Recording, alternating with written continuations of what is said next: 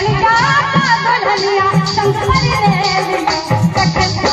हो सखन जाता दुल्हनिया संग मरने